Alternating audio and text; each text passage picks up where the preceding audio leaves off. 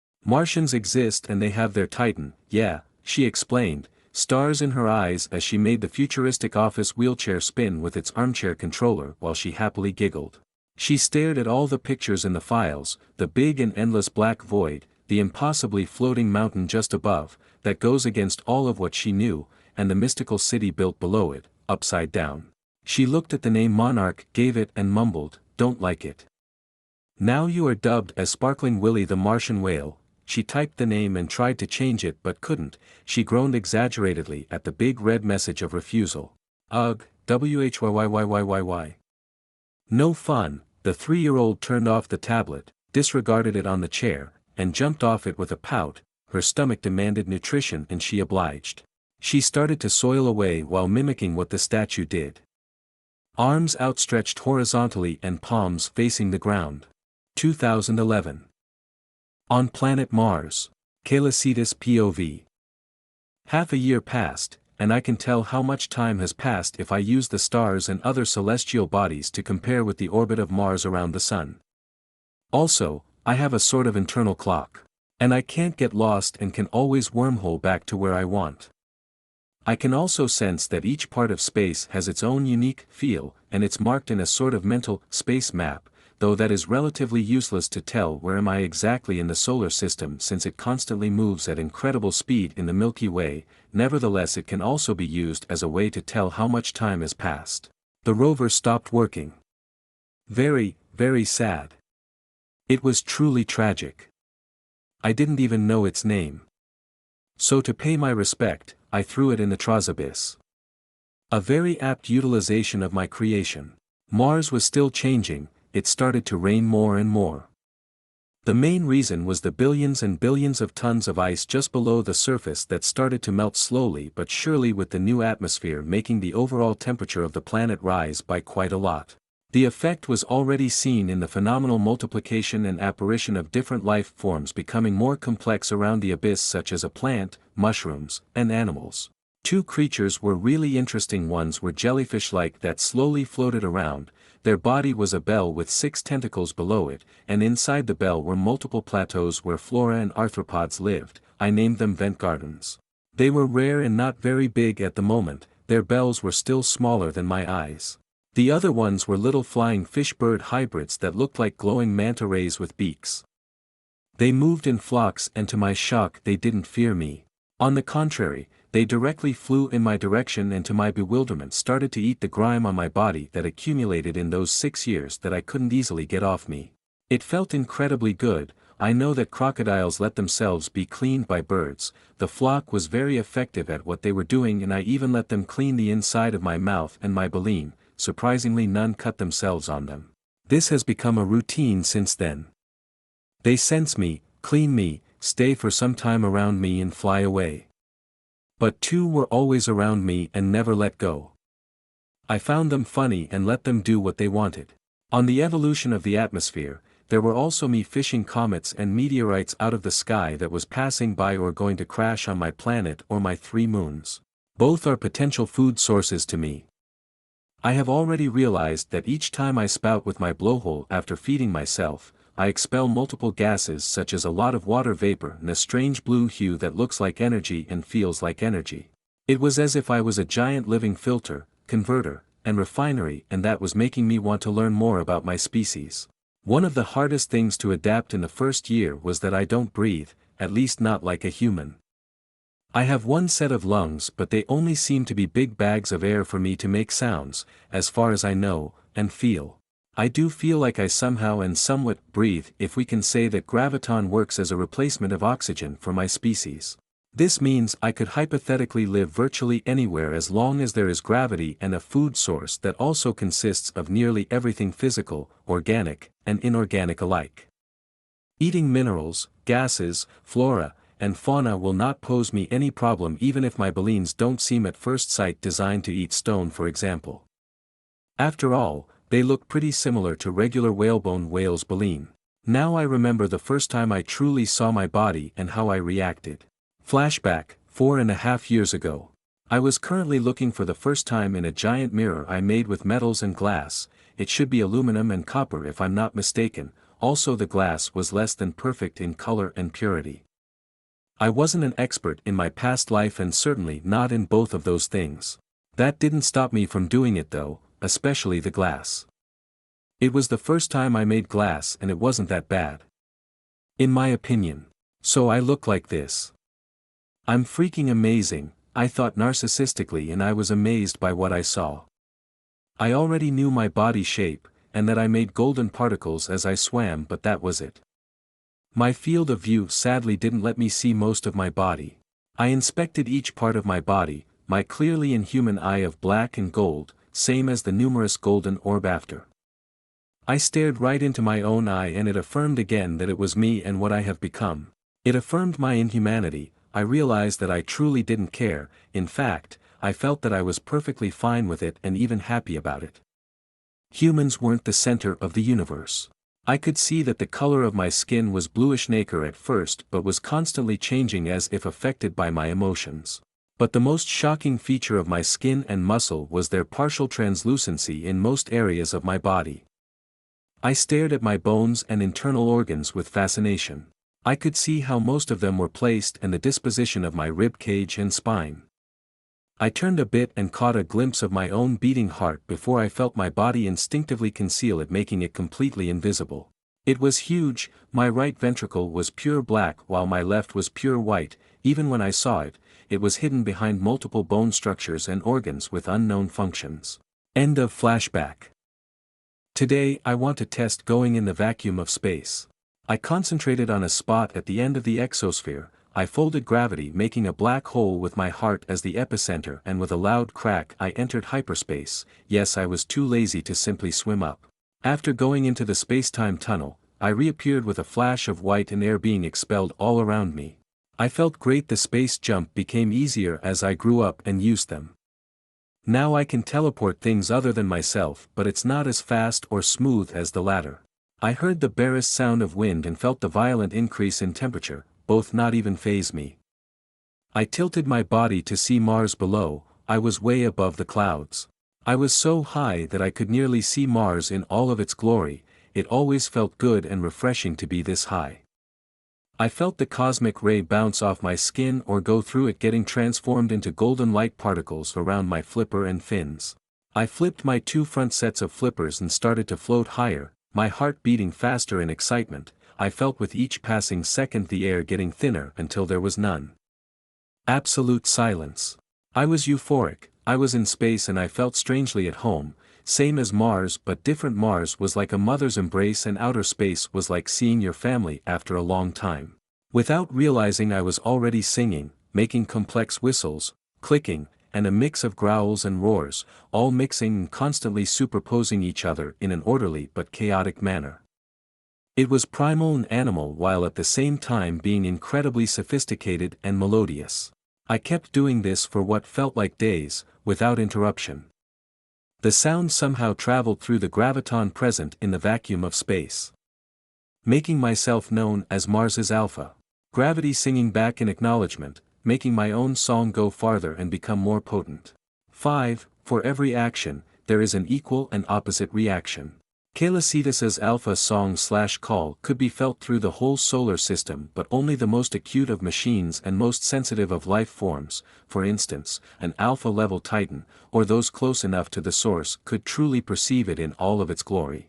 The ripple of the dubbed orchestra of gravity by humans in the future transpierced each celestial body without a certain amount of gravitational force, atmosphere, and magnetosphere. The one that had them, like Earth, might reduce and muffle it while also potentially altering the song in the process, but its nature remained untainted, a unique and powerful but soft and rhythmic pulse of gravity with a fraction of psychic power using it as a means of transport. In the center of Deimos, one of Mars's 3 moons, hidden and isolated from the outside by a facility made of different geometrical alien structures, that were themselves made of rusted and archaic black metal carved with strange symbols and accompanied by a flickering and weak toxic green light. The biograviton psychic pulse passed through the million-years-old facility without an itch and caused the already weakening psychic seal inside to weaken even further. It was brought to existence by the pure vengeful hate and utter spite of the previous Mars inhabitants before their ultimate demise. The one sealed in question was a strange beast of gargantuan proportion. This creature was a three-headed dragon, each head black and having two slightly curved spiky black horns at the top. Their body was sporting two pairs of stocky legs plated with black scales, all with three-fingered talons that ended in razor-sharp claws and one pair of bat-like wings with red-orangish membranous skin behind their shoulder blade. Their body ended in a tail that had membranous skin similar to that of its wing between each of its upper spikes, and it stopped with a two-pointed end similar to that of a centipede tail. Suddenly a tiny flex of their forked tail happened. Descadora were gradually stirring from their forceful and 65 million years long comatose while also being trapped in isolation in each of their respective minds. Now, only time was needed for them to be free and be able to eat again. The Martian facility's different captor sensed these abnormalities and sent a pulse of greenish light back to Mars in futility. Their civilization was buried under dozens of kilometers of stones, and the last architect's mind would likely not even be able to intercept the signal, even less react to it. At the same time on Earth, in a remote place in Antarctica, a large glacier hidden from the world started to show little cracks. The hardly conscious brother of Descadora was frozen solid inside said block of ice. They didn't and couldn't comprehend or even truly hear the Martian alpha call. However, they felt a familiar pulse of biograviton making them instinctively and unconsciously react, causing the ice around them to unhurriedly but surely little by little crack appear, and it will eventually break and liberate the golden hydra within it. In the middle of the Pacific Ocean, deep below the water surface, a giant reptile with black crocodile-like scales, 3 sets of gills on the 2 sides of its broad neck, and its back covered in the maple leaf-shaped dorsal plate. Its 4 bulky limbs as well as its long and muscular tail propelled it through the salty water with ease. It was Godzilla, Gajira, Zoslahalawa, Titanus Gajira, and many other names and titles. He continued on swimming while he felt and heard the call from another alpha. It was low and distorted as if it came from very, very, very far away, was extremely sophisticated, but the vague information it contained was a bit alien and seemed childish in nature. It said his name was Calicitus, he seemed somewhat innocent and young. And the call traveled purely through a sort of distinct gravitational radiation. Godzilla didn't know nor cared about why or how it traveled.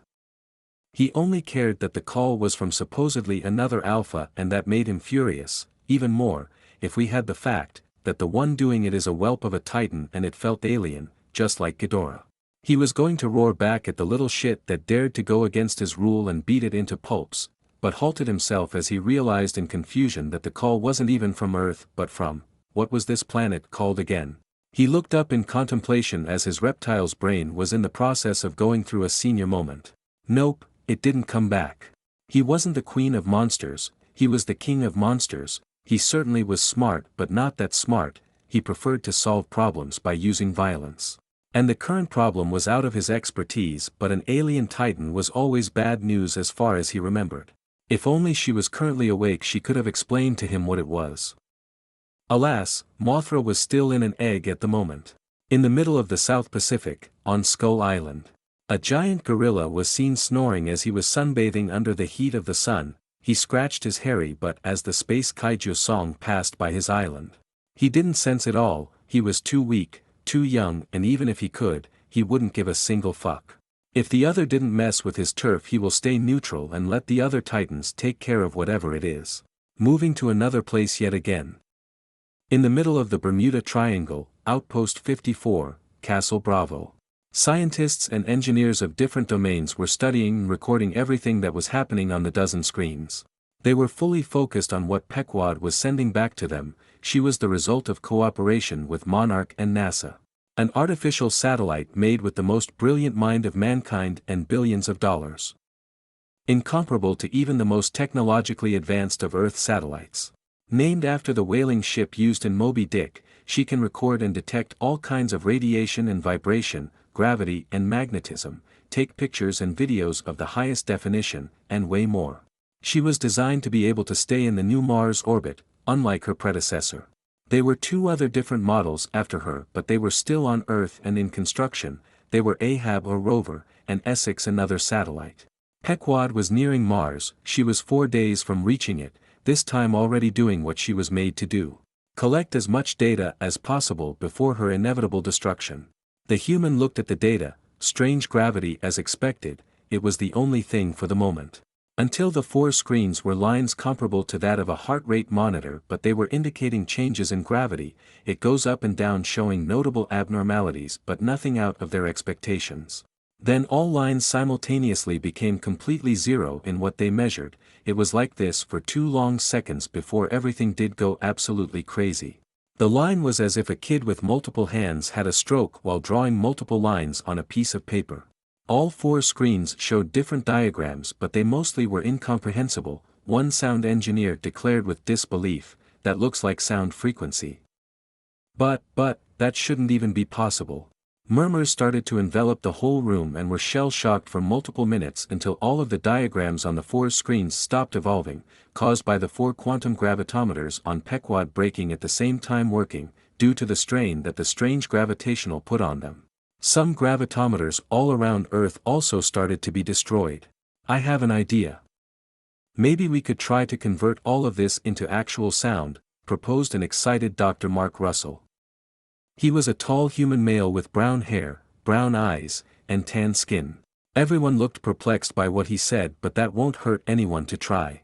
12 hours after the recording and translations of Kaylacidis's Alpha song, in the Temple of the Moth, Emma Russell, a woman with fair skin, blue eyes, and golden brown hair, is the mother of Madison Russell, wife of Mark Russell.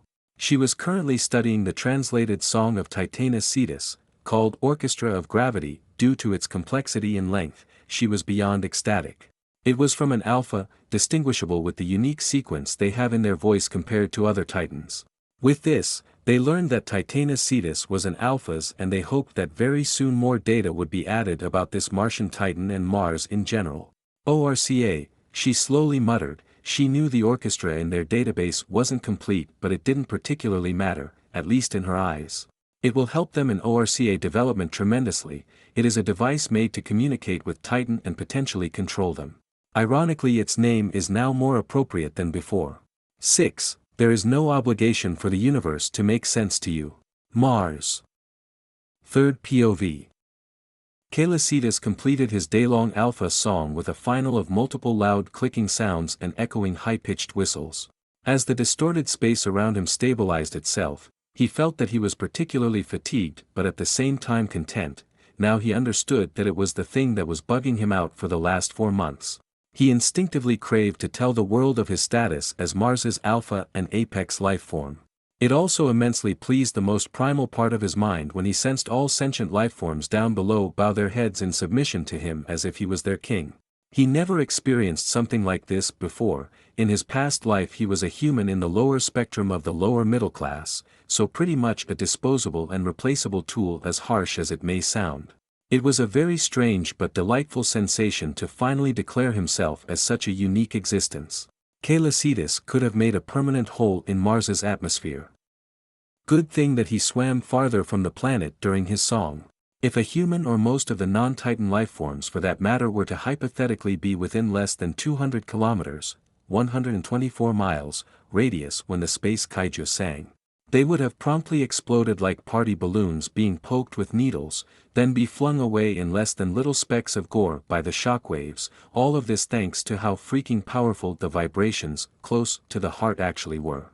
In that aspect, it was similar to how a sperm whale can potentially vibrate a human to death with the vibrations of its 236 decibel clicks, making the human eardrums explode and their inside literally cook with the energy pelted at the poor sod. And Kaylacidis's song was stupidly more potent than one of the loudest animals on Earth. For comparison, Godzilla's roar on land is 174 decibels, LOL. Krakatoa volcano eruption in 1883 was approximately deduced to be 310 decibels, while Kaylacidis's song would be around 320 decibels if it was measured in the air of Earth, and it would have been heard from all around the globe, non-stop, for multiple weeks. It was 1,000,000 more powerful than Godzilla's roar and 10 times more powerful than Krakatoa's eruption, all the while saying the eruption is the equivalent to the force of 10,000 times the atomic bomb dropped on Hiroshima in August 1945. It was more of an outlier since the usual clicks he made at regular intervals for echolocalization were in very short bursts of around 0.1 microseconds and they were less powerful, around 230 decibels. The Titan could obviously change the power/intensity and aim wherever he wanted. One day later. Calicitus POV. I still feel sore as fuck, I thought. It was a mix between as if I yelled too long and too loud and worked out way too hard. And it was with most of the organs and muscles close to my pair of blowholes and throat, evidently enough mostly inhuman in nature such as the monkey lips, if I'm not mistaken. Who would have thought that doing so much noise for an entire day would have strained me? I was in outer space but I still could hear the echo of my voice, it was everywhere on Mars and that made me happy in a very narcissistic way. I was currently eating an entire swarm of grape shrimps, which tasted like fried chicken. Each individual getting shredded by my baleen before getting swallowed. They were a bit annoying since they moved everywhere. Even if I was like a vacuum cleaner. Normally I will stun the whole swarm with 1 or 2 powerful targeted clicks, but with the stunt I did yesterday my aim will be less than accurate, same with the power needed. I don't particularly want to kill random animals and it frankly is a minor inconvenience that will be gone at the end of the day. My attention was caught when I noticed with one eye a lone grape shrimp desperately trying to float away. Strange, I noted. They aren't that smart and are pretty much suicidal. I was going to catch it with my telekinesis to eat it but I stopped as I saw a purple and blue starfish with a yellow eye attached to its side. My mind froze as I stared at the clearly familiar starfish, it looks like the starfish from Suicide Squad. I'm 100% sure I'm not in the DC universe. There isn't any shape-shifting mind-rapist Martian. It's enough proof, I rationalized before any sort of panic may happen. Or I'm in an alternate universe, no bad thought. Earth is the only thing that will easily indicate to me where am I thought as I slapped the mere idea of being in DC away. Those universes were scary. The starfish was also staring right into my golden eye as if pleading with me not to devour it. Sigh, I made the equivalent of a sigh of resignation which was a very low-pitched whistle. I could sigh while feeding. The little parasitic starfish was too cute. It made adorable little squeaky noises of happiness before floating away with its mind-controlled vehicle. I will name it Peach, I firmly decided. It wasn't the same tortured thing that was killed in Suicide Squad and the name is quite comical since it's the name of the pink starfish in Nemo. If it survives, good, if it doesn't that just mean it was too weak and that I wasted food. That is something I noticed, a lot of species appear, and just as much disappears. As if evolution is sped up. This is due to the pleasant radiation Mars release and the energy I release when I eat. It's the only thing that I could come up with that makes a shred of sense. I'm a reincarnated human as an alien whale on Mars, why wouldn't this argument work with those conditions? I have also different hypotheses as to how and why life is here in the first place. First, the less likely, the present life was magically created with Mars and I energy. I don't like this one since it insinuates that I'm some kind of god of life bullshit. Which I'm not. The second, the present life was already there just in a dormant-like state and I unintentionally cause it to wake up. The third, the present life comes from my body. Different bacterias, viruses, fungi, plants, eggs of different animals, and more were already in or on my body. As disturbing as it appears. It's not something this exceptional or truly worrisome. There are already multiple examples such as the microbiota in human guts or skin mites deeply burrowed in human skin, especially the face, to only mention those two. They likely originate from my parents' own bodies and most were in a dormant-like state until I woke up. This is also further supported by the fact that the only life present, I know of before my awakening was the bioluminescent flora in the magma chamber of Olympus Mons. And how everything seemed adapted to Mars's unique biomes. Maybe my species has a symbiotic relationship with most of the species I carry. Finally, the fourth and most plausible of the four, the present life come from a mix of the second and third. In Deimos's core. Third POV. In the innermost part of the Martian facility. Desghidorah could be seen, their body in a totally different position than yesterday. The psychic seal on their minds was crumbling, Aegon the middle head and leader and more intelligent and wise of the three, Visenya the right head, the most vicious and feared of the three, and last but not Rhaenys the left head, the dumbest and most reckless of the three and also the one who suffered the most from the seal. The architects made this seal to keep their killer in a mental prison where they couldn't interact with each other telepathically, be always awake, be unable to feel their own body, and even less perceive the outside world. They didn't particularly care if Desghidorah were okay. 65 million years of isolation will have a pretty big impact on the vampiric three-headed dragon minds. There was another movement, the middle-head giant's eyes could be seen shifting behind his scaly eyelids. Aegon was starting to feel their body again for the first time in eons and he was pissed beyond human comprehension and oh so very thirsty for life force. 7. It's just so simple. 2 days later. Mars. Calacetus POV. I looked down at the start of what would be called an ocean in the future, well now it was more of a very, very big lake with strange lily-pad fish triops amphibian chimera swimming on the surface. It was one of the many that I found. They were rare and small at first but started to get more frequent and bigger as time went on. Life gathered around them like an oasis ranging from small strange white-quilled porcupines with red bowling balls serving as heads that eat algae the day, to six-legged, blind, and covered in black chitin lizards seen during the darkest of night. These two species moved through a series of tunnels from the surface to the abyss. To dozens of different plants and mycelium of all sizes and shapes. Very different from any place on Earth that I could remember.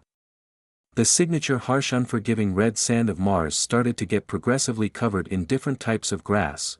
They were mostly purple and blue, glowing flowers, strange trees, and giant mushrooms started to pop up more and more making beautiful forests, swamps, and bogs, and many other flying plants went from one floating island to the next. It was very peaceful and magical. I could hear the flapping sound of wings of a part of the flock nearby, the sound of insects and various exotic animals around. Also my voice was still being hearable in the howling echoes of the Martian wind. It was completely serene until I sensed something, wrong, very wrong. I don't know how to explain it. Then I sense it again, then again. The first few times I thought it was just my imagination.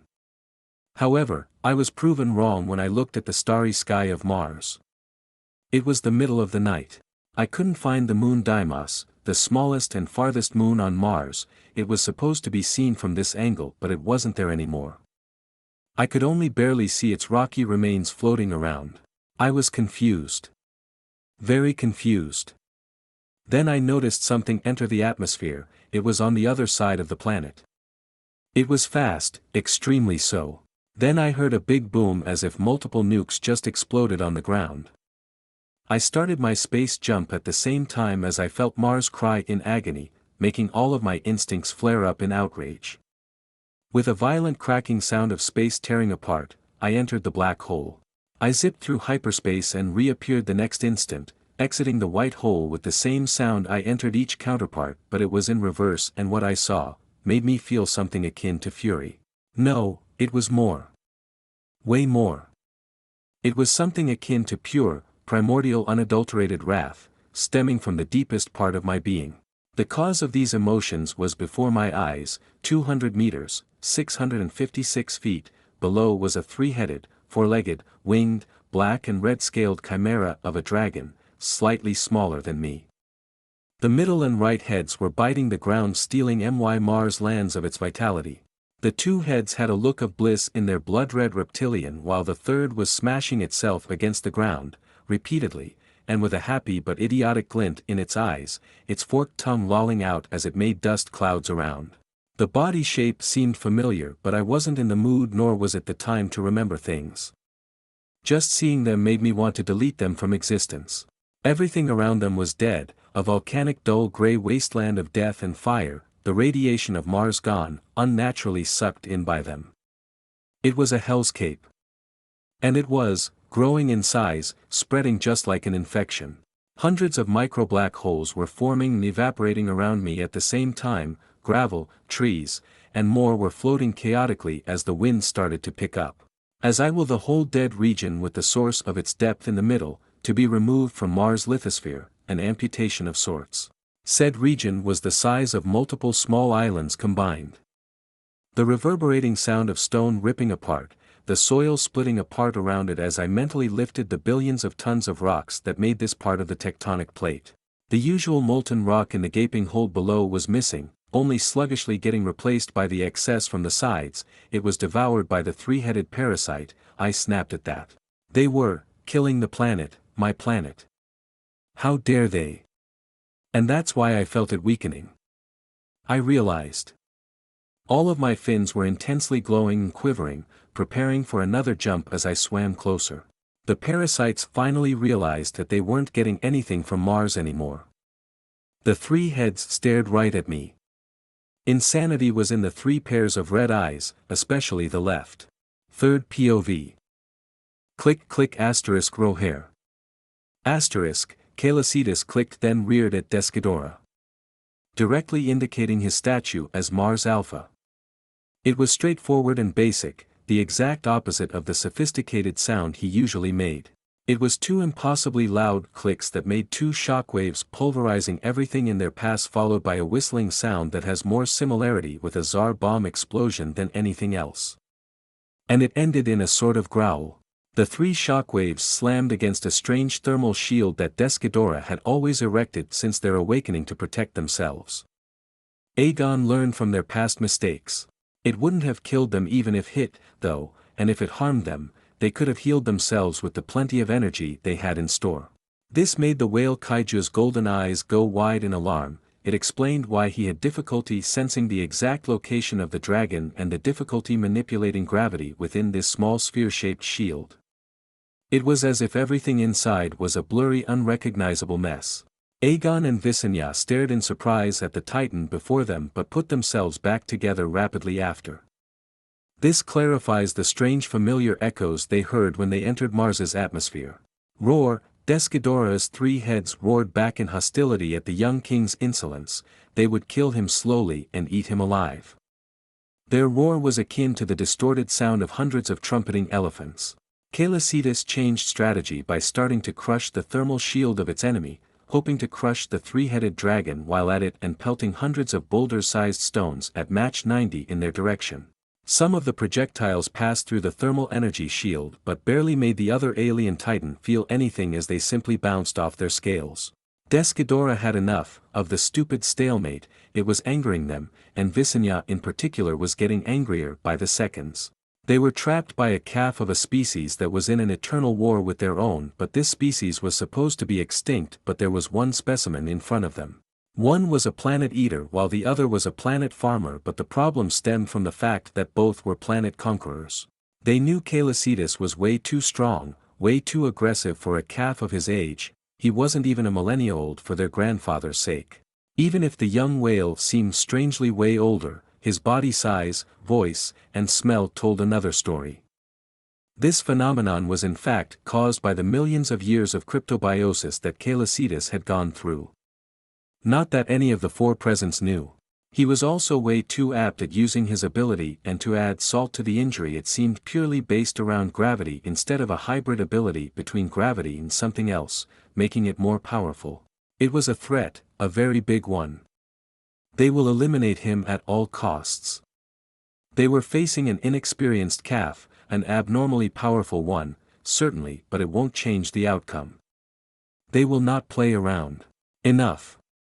Timmy, Aegon and Visenya simultaneously psychically shouted. No humans would have heard it, their deep voices mixed together, both draconic and rumbling in nature, one strict and cold while the other playful and sadistic. The third, Rhaenys, shouted in delay something else with a completely childish but still deep voice, resulting in something quite unique. This enraged his two brothers. The damage by the seal was quite severe. He wasn't the smartest of the bunch in the first place, but since they woke up, Rhaenys could only say this word even within telepathic bonds. They will destroy this planet after killing the stupid calf. To avenge their brother. They suddenly jumped back with a powerful flap of their wings and deactivated their thermal shield, freeing them from the hold of the calf, making stone and dust flying everywhere. Bam! Roar! Descadora roared in pain as they felt their front paws bending the wrong way. the bones inside broken.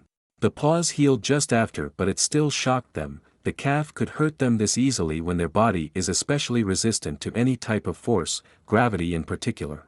Calliacetus was taken aback by what his opponent had done. He didn't anticipate this, nor that the winged hydra could speak, and that it wasn't any language he knew of, but he could understand it. Too much in his own thoughts, he didn't pay enough attention to his surroundings and was caught by surprise by Descadora's attacks. Boom! The whale felt white-hot pain on his left side, near his rib cage where his heart was. He was bombarded by 3 intense heat rays, the one from the middle head being the most intense of the 3. He howled in agony as he felt the 2 weaker rays burn through his thick skin, but the one from Aegon goes even deeper, burning through his 7-meter, 23 feet, thick blubber and damaging the muscle behind. He never felt so much pain before. His immediate response as he felt the hell flame goes deeper was to make many black holes in front of the rays, sucking them in to never be seen again. The pain only made him angrier. Descadora flew at Mach 20 around the calf, making a giant hurricane that caused a giant gray sandstorm to appear and constantly shooting his 3 energy beams, but this with little success, the whale anticipating all of its movement and where he would shoot. And if they hit, they rapidly get shucked in. Aegon was getting impatient, nervousness setting in his heart, but he crushed this feeling of weakness. A weakling he was not. Physical it is. Understood. Timmy, coldly declared Aegon, his brothers agreeing, as they were also getting impatient, and so Descadora slammed Callicetus's lighter body at full speed, making the latter groan in pain. Each of the dragon kaiju heads was going to bite and electrocute the whale kaiju to death. Their body was so close, claws open like an eagle, jaw ready to catch the defenseless calf. Crack. Got you, thought Callicetus as he simply teleported nearby, with the now perfectly cut front half of Descadora with him. They were still alive, oily black blood was leaking through each of the alien dragon snouts, the internal organs spewing out of each half in a dark gory shower, but most importantly, their pesky thermal shield would be disabled during the regeneration of both of their half. 8. Entity terminated. Callicetus POV. Asterisk roar. Timmy, the 3-headed dragon, made a weak roar that was more of a whimper before they became lifeless, and just after each set of eyes was going blank, the 3 necks went limp before the head bit my body. I won, I clamored internally as I whistled and clicked repeatedly in happiness. It was my first fight and I won. I made a backflip and clapped my 2 pairs of front flippers together 2 times in the end, making a slight gust of wind all around me and my tail making a long tail of golden motes of light that flew everywhere. I realized only too late that the pain didn't disappear as I winced. I was injured, not that bad, but it could have been worse, way worse. When they fired at me, it was as if I was a butter brick and their fire beams were a hot knife. I gazed with contempt at the 2 pieces of the insolent nameless 3-headed dragon falling to the ground. Their annoying and enviable shield was finally gone. I want one too, and I will make one. Black holes work, but they aren't the best to stop those hellish fire beams, and they hurt like a bitch. And I realized that I'm a sitting duck. I need a way to protect my body. I needed to predict where they would fire, what time they would, where the fire beam would go, and prepare in advance while they moved at a speed I could barely follow. Maintain the black holes stable enough for them not to explode and injure me in the process while I was in immense pain. I'm proud of myself, to have had the idea to use the space jump offensively. It literally cuts a piece of space and puts it in another place. So I cut their shield and them in 2, by teleporting half of it with me, disabling it in the process. Brute strength would not have worked. I cheated. Well, all is fair in war. I would have preferred to do something else if only they didn't do this to my Mars. I knew I have won the fight, but I didn't let my guard down. I could see how their delicious black oil-like blood and organs were trying to regenerate themselves. New flesh, nerves, bone and more started to slowly grow and wiggle like maggots back together, in the middle of apparently making 2 identical but smaller copy. Not on my watch. 1 was horrible, 2 would be my death, I thought. I could have died, and I'm not delusional enough to ignore that fact. But the idea of fighting 2 at the same time was strangely exciting to a small part of me. It was impressive to see something with this level of regeneration. It was also frightening, to be honest, does that mean that they possibly could regrow their entire body mass from just a little bit of flesh if they had enough energy at their disposal? Just like a freshwater hydra or those freaky flatworms. Oh, fuck me sideways, I realized, not happy at all with the likelihood of something like this happening. I won't leave any parts. If they are somehow alive, I won't be so unprepared, that's a plus, and I have a general idea of what they are capable of. I grabbed every bit of them falling, making even the tiniest droplet of blood get suspended in mid-fall. Their blood won't stain my Mars.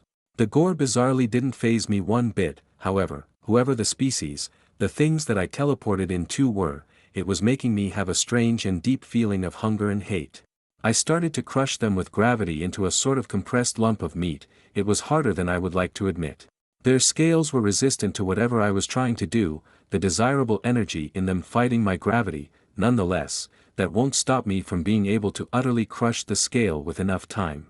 Though the insides and bones, not so much even if they had more of this energy, that I now recognized as a mix of the one with dragon signature being in majority it, and it was the one that enticed me the most, then one they were stealing from my home. Finally, there was another. This one felt very old but familiar to that of the current Mars. They already did this to Mars before, but where were they? I deduced, but was puzzled by why they were there only now. Maybe the Martian of the time managed to beat them. They seemed pretty advanced in the technological department, I presumed as I started to see the scales finally snapping under the pressure. Only spurring me to increase the pressure even further. The front half jolted awake, all three heads fighting against my hold as they glared at me with those unnerving 6 glowing red eyes. I have never seen such an amount of hate, loathing, and fear. But I felt the last wasn't about me. Then they let out an ominous shriek and declared in with their rumbling thunderous draconic voice, all slightly different. The three heads were in tandem and this time didn't have any problem in their sentences, as if in trance. We are Desghidorah, the harbinger of **crush**. I increased my pressure tenfold, not even waiting for whatever bullshit they were going to spout out. I do not care about your self-biography. Die. I talked in this same strange language for the first time. It came naturally, but my voice was super weird. It's very deep and very high-pitched at the same time while having a strange melodious echo to it, as if multiple people sang simultaneously in a chorus. Something you'd imagine an alien god to have or a real biblical angel, and I loved it. Desghidorah, Ghidorah, isn't this a kaiju? Oh. I remember this movie that got out last year before my death. The plot was subpar at best, but the Titans were really cool. So I'm in this universe or a variant of it, I thought with a bit of relief. My full intention was on to my next meal. I made the 2 compressed pieces of Desghidorah full of energy and got closer to my jaws. I opened it and swallowed the 2 at the same time. My mind blanked out. It was indescribable. I felt a surge of energy go through my entire body. It was a delightful tingling sensation, especially around my whole nervous system, heart, and the set golden orb directly behind my eyes. Gravity was getting erratic, and the energy from Mars that Desghidorah had still was getting expelled. While their tainted energy was getting eaten by me, and I couldn't believe how delicious it was. My rostral was pointing to the sky as I shifted my body vertically. My mind was getting sluggish. Sleepy, I thought as I mentally called the flock to come over, just before I felt myself fully fall asleep for the first time in my life. 2 days later. Earth, Bermuda Triangle, Outpost 54, Castle Bravo. A meeting between the highest rank of monarch was going on. It was about Mars, but it wasn't the only topic, the ORCA, a new Titan, and more. As much as Mars and Titanus Cetus were incredibly important and serious subjects in their eyes, Monarch was created to study, track, destroy and contain the Titan from Earth, not Mars or any other planet other than Earth for that matter. Titanus Cetus won't be coming to Earth, as far as they know, so it isn't really in their expertise, so to say, but they were really flexible in that aspect. It was on their top priority though, not for the danger it actually represented to humanity but for the data it could give them.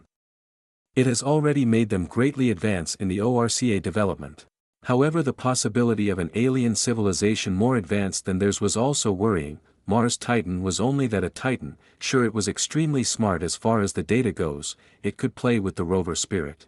But it wasn't as smart as a human, it was a beast after all, maybe on par with King Kong. It was what most thought anyway.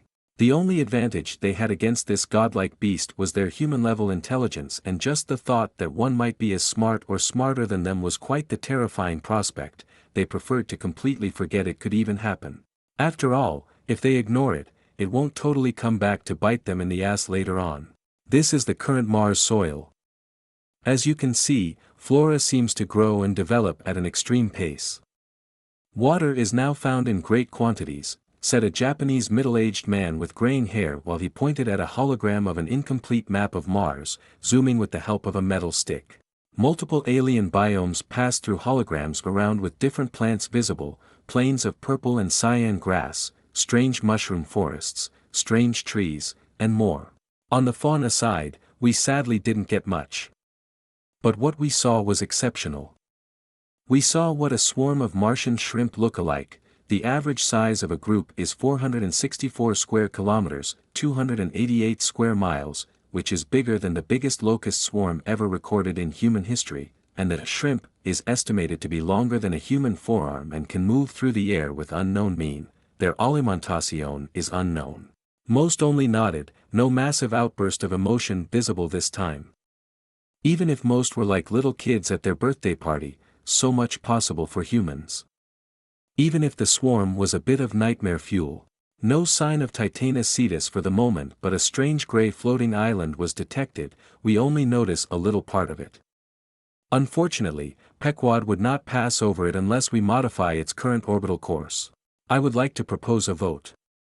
Lift your hand if you believe that Pequod should be ordered to change trajectory at the risk of a shortened lifespan and potentially less data, or we could have more than we could ever imagine.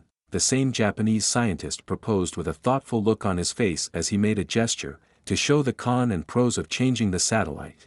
2 minutes later, the majority took the risk. Pequod was designed for this, and Ahab or rover was already in the testing phase. In less than a year it will be on Mars soil. Also, Essex would be launched the same year. They can take risks. They continued to discuss and debate about Mars and its ecosystems, geology, climate, and the random floating island they Pequod photographed with her first orbit. A red-haired woman with amber eyes stood up, as it was her turn to talk. She was very nervous. She joined only 2 years ago and now she is here in front of potentially the most powerful people in the world. Good afternoon everyone. I'm Dr. Santos. As you probably already know, I and my team have discovered why this city, she said as she pointed at a particular point on a map of New Jersey on the holographic screen, and its surroundings have the highest percentage of mental issues per person in the world. It was a mystery until 4 months ago. This phenomenon is caused by the bioacoustic of a newly discovered titan. It has a very similar in morphology to that of a bat. It is presently residing in a giant cave deep below this same city. It could have hidden from our sight this long with this same unique bioacoustic. She continued to describe and explain their findings. I'm sorry if I ask too much. I would like to ask to study this bioacoustic in more finer detail and see if they are usable in the development of ORCA. The majority agreed to the proposition with a simple, then she went on. Thank you for listening to me, she finished and made a slight bow before walking to her assigned place. The meeting proceeded on its and ended with a quick but worrying mention of something big shifting in Antarctica and a mission to check what is going on there. 9. Peeping Human. End of 2011. Earth. Third POV. This is a god, an alien god. This is fabulous, mumbled Ishiro Serizawa with fascination, as he gazed at the first picture of the mysterious extraterrestrial titan. It was only showing a part of the head, the rest of the body covered by a flock composed of hundreds of colorful fish similar in size to that of a manta ray while also in shape, and they had a hint of a hummingbird in them. Ishiro named them Kase Colibri. They weren't hummingbirds, but since when naming new species need to follow logic, they made him think of hummingbirds and are on Mars, so he named them like that. They were all here as if to cover or protect the Titan by flying in circles around it. Maybe a sort of symbiotic relationship. But it didn't stop the humans from glimpsing at what looked like a humongous ghostly divine whale. Ishiro was the lead biologist of Monarch, the one who made the presentation of Mars fauna and flora last week. And he didn't regret what he asked for. They hit the jackpot. Yay, yay. More like Flipper the dolphin on radioactive space super steroids. In my opinion, declared Rick Stanton as he examined different screens while typing at incredible speed. The old man grumbled under his breath as he tried to make sense of what the actual fuck the satellite sent them back. The images were crystal clear, but everything else was URG that was capable of making the ordinary scientist cry out falsehood in outrage with how ridiculous they looked.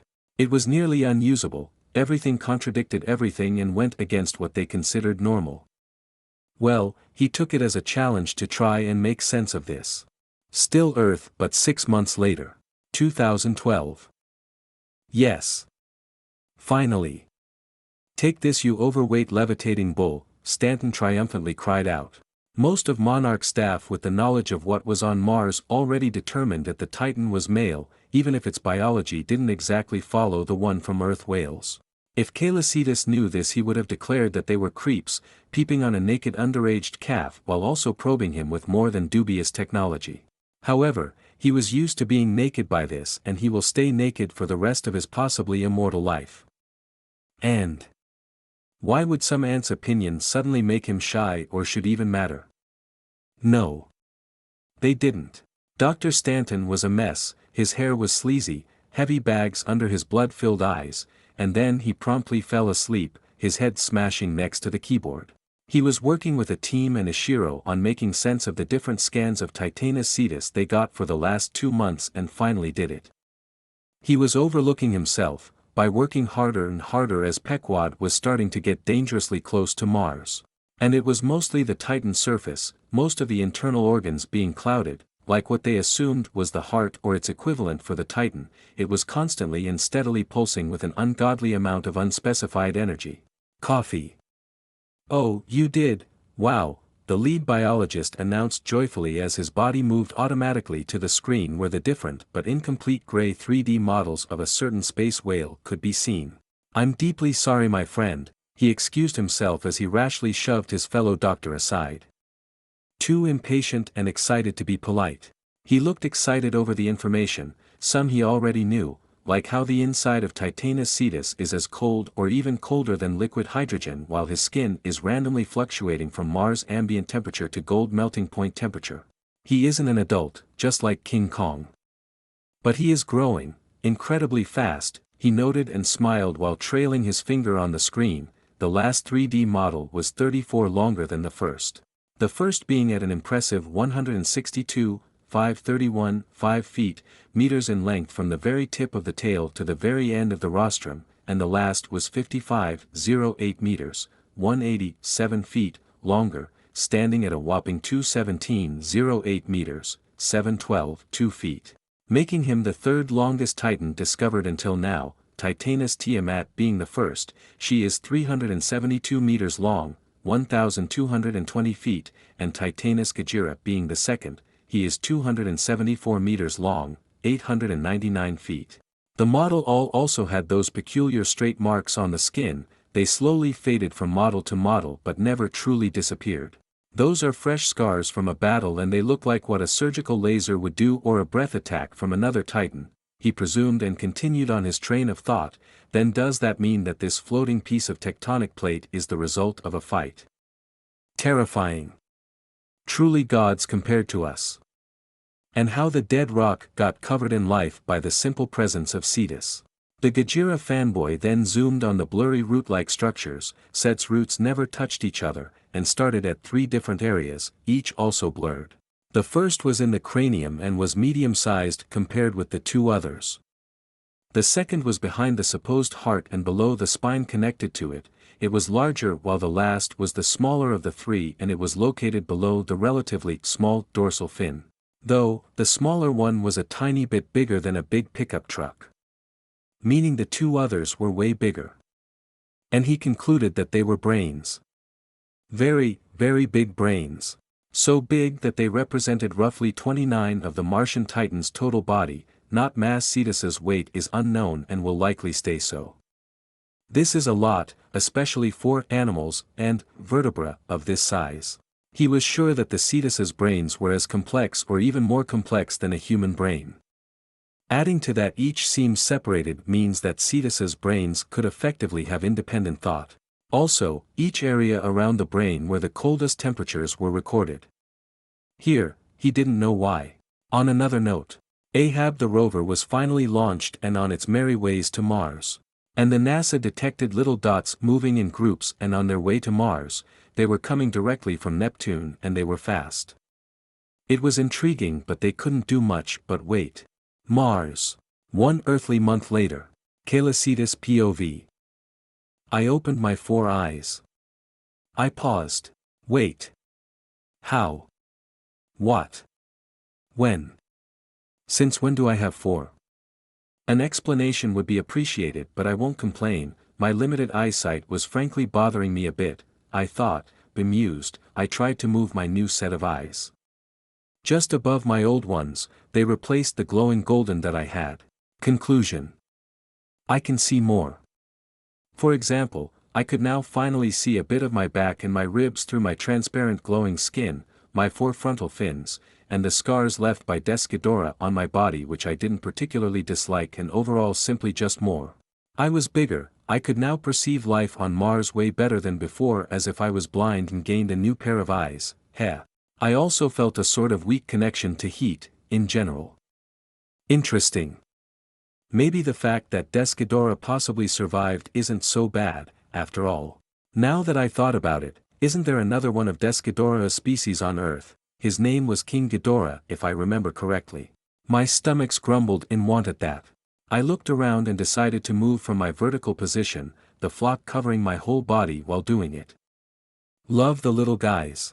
The island was now lush with life, but the plants were green instead of the usual purple and cyan. Changement is good. It was peaceful again. Huh, I clicked as I glared at something high in the sky. A satellite. Humans. They should have peeped enough. Wonder if I could access their data later on. I mean, I could do it quite easily at that. What are they going to do to throw nukes at me? That's so scary. To the sun you go, I declared, and the satellite disappeared from Mars' orbit. To never be seen again. The teleportation felt a tad smoother. It was easier. I would have liked to teleport it back to Earth, at the NASA's headquarters, but I don't know where it is at the moment on its orbit, and humans will try again and again. The sun is a good alternative, and it might serve as a warning, that they likely won't understand. I will simply wait for their new toy to come and play with them. Now, I need to repair Deimos or maybe make it into something like Saturn rings. So many possibilities. 10. It's inevitable. Mars. Cetus POV. Hello there, Peach, how has life been treating you? I greeted the one-eyed starfish that was gazing at the starry sky with my booming and echoing voice that was a mix of a little boy's high-pitched voice, a man with an ordinary male voice and a very deep male voice, startling the shit out of the poor thing in the process. Heh. I need to do this more. I can agree with him, her, it, them. Don't know. I'm going to go with it. I can understand its fascination with space. The planets, stars, galaxies, the great vacuum of the cosmos, and more. It made me feel small, insignificant, like a speck of dust in the grand scheme of things. Humbling. I want to be more. More than when I was human, which I already am, but I'm greedy. I was above the starfish, my belly facing the night sky, all my 4 eyes staring at its one eye in a trail of goldish clouds behind me. We were high in the sky, and a literal sea of clouds is below us. Peach was attached to the biggest vent garden I have seen so far. It was 2 times the length of one of my front flippers. Even if it cheated with its tentacles, since they took 70% of its total body length. I evolved during these 3 or 4 months of slumber, Martian month, it's his POV, for lack of a better term, and so did Mars and the life on it, and they continue to do so. Eek. Alfalfa, Peach squeaked and stuttered, its voice was young and androgynous. The way we talk is very different from humans. It is more of what we want to convey that is translated into this strange and archaic language for the other to understand. We don't need a mouth or anything of the sort that less are being needed. My voice, when I thought, has also changed to my current one. I was thinking with my human voice until now, but with a bit of whale and dolphin sound in it, and those two are still here, in fact even more present. My changes from my past life go way deeper than simply my species. Also, only a few could communicate like this, as far as I have seen since I woke up 2 months ago. The second time I spoke was to a cute little pup of unknown species. Flashback. I was making a thin layer all around my body. This layer was made of black holes, well, not really black holes, but the gravity in this layer was the same as a black hole. Not a supermassive one, obviously, but it was strong enough to bend light, which will likely not block what Descadora spews at my face. It was my first try doing it. It was also the first version, simply crushing everything going through in its vicinity with dumb brute force, except me, of course. It was like a bubble around me for the moment. I have in mind different types of shields, first crushing with black holes, the one I'm doing, second repulsing with white hole with dumb brute force, third absorbing everything coming my way with wormholes, basically a death mirror. There are way more than I can possibly do, such as slowing or even stopping time by greatly increasing gravity. Sadly, I'm not at that level to stop time intentionally, yet, one thing at a time. I know that I will eventually be able to do something like this, just like easily controlling dark matter. It's bound by gravity but on another wavelength or layer than ordinary matter. It is there but not there at the same time. I recently started feeling it, sometimes even glimpsing it, and it's not dark, it's a beautiful combination of ever-changing colors, though everything is rainbow-colored everything. If I was human I would have died of epilepsy. Or making that gravity doesn't exist for my enemy, which should kill them and even delete them from the existence or something like that. Gravity is one of the nuclei of the universe, one of the 4 fundamental laws of physics. If it stops existing, everything stops: fate, time, space, destiny, death, life, 5th, 6th, and the other dimensions above and below. Non-physical things like souls or whatever mystical or divine bullshit will disappear as well. It can be twisted, changed, altered, or corrupted, but would and will always exist. It's a constant, a pattern. Nothing escapes gravity. If one of these 4 fundamental laws, like gravity, were to disappear, the reality, universe, multiverse, or whatever after, will disappear as well. Like a card castle with a missing card at the foundation, it will crumble apart. Though that is only my opinion and I might be wrong. Only retards think they are always right, and I don't want to be one of them. On the topic of what gravity can do, the time in the abyss is distorted due to me spamming black holes to make it. I think I distorted up the fundamental law of gravity in it, and it's not the only strange thing happening. Zone where gravity is 100 times or more than that of Mars, wormholes connecting to the deepest layer of the abyss and randomly appear in every layer. Though every abyss inhabitant and myself sense where they will appear, and I can obviously control, trigger, or stop them at will. I don't even try to stabilize it since I can study it. Also, I don't even know how to properly do it in the first place, and if I could, I wouldn't. It's a very cool and beautiful place. Nothing more is needed. However, I can easily contain the damage in the abyss, which I did. Chaos is good, but ordered chaos is better. Going back to me practicing my gravity shield. I was on my Mars, specifically on its icy plane. I didn't do it in space, for the moment. I want to see how it reacts on a planet with a certain level of atmosphere. I formed a veil of crushing force around myself, yet it wasn't dark inside, my body being bioluminescent and all. Good, I noted, it stops all light getting inside, but I could still see outside. That's nice. Even if I couldn't see, I can feel nearly everything around me, like the most advanced of sonar. My sight isn't my primary sense anymore. Yeah, I have 4 eyes and they are basically telescopes, but they don't come off as important as my new primary sense for what I currently am. It's a mix between hearing and sensing gravity, graviton, and temperature variation like infrared, but without eyes, life force. This one is still a bit confused about how it works. And now dark matter with another strange one, maybe. No, it's more than likely dark energy. It's the energy that makes the universe infinitely expand, and it's simply wow. And I want and will be able to control it. I might not have hands nor what makes a human, well, human, but frankly, Hands are pretty lame compared to controlling the expansion of the universe. And even if I could go back to something sort of humanoid, I wouldn't. I'm a whale, I feel better as a whale than I ever was as a human, and I will stay as a whale, period. Everything in my body, mind, and soul screamed in unbridled disgust at the mere idea.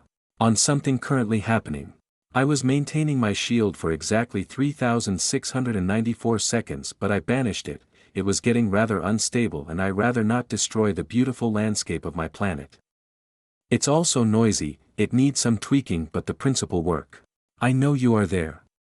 You can't hide from me.